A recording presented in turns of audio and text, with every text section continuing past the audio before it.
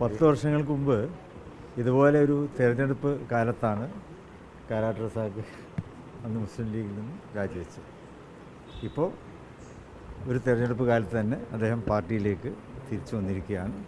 വളരെ സന്തോഷപൂർവ്വം അദ്ദേഹത്തിന് ഇപ്പോൾ നമ്മൾ മെമ്പർഷിപ്പ് കൊടുത്തു. ഒരു ഉപാധികളുമില്ലാതെയാണ് അദ്ദേഹം വന്നിട്ടുള്ളത്. ഇനി അദ്ദേഹം മുസ്ലിം ലീഗിൽ സജീവമായി പ്രവർത്തിക്കും എന്ന് അദ്ദേഹം ഞങ്ങൾക്ക് ഉറപ്പ് തരികയുണ്ടായി. ഏതായാലും അദ്ദേഹത്തെ ഹൃദയപൂർവ്വം സ്വാഗതം ചെയ്യുകയാണ്.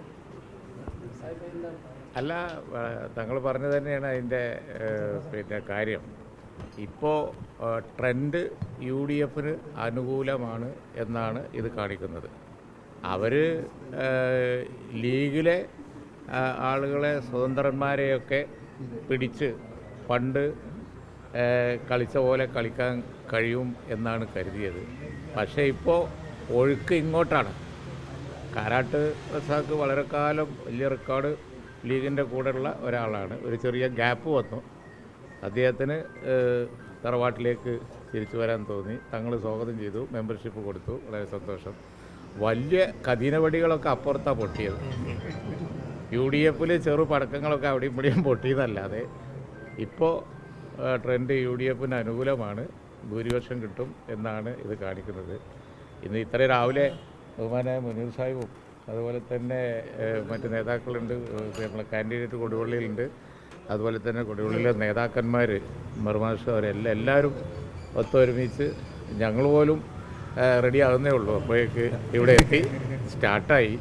നല്ല തുടക്കമാണ്. സന്തോഷം.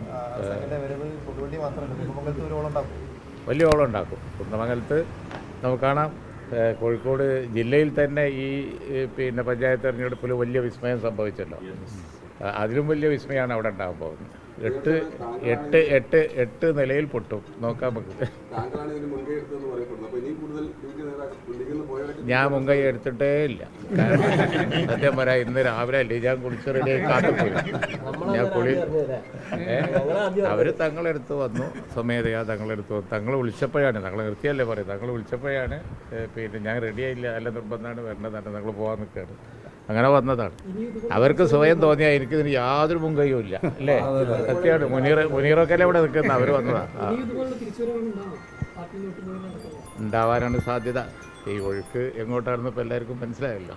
അപ്പോൾ അതുകൊണ്ട് ഇപ്പോൾ മലപ്പുറം ജില്ലയിൽ ഒരു വിസ്മയം ഉണ്ടായില്ലല്ലോ. അപ്പോൾ അതുകൊണ്ട് നോക്കാം.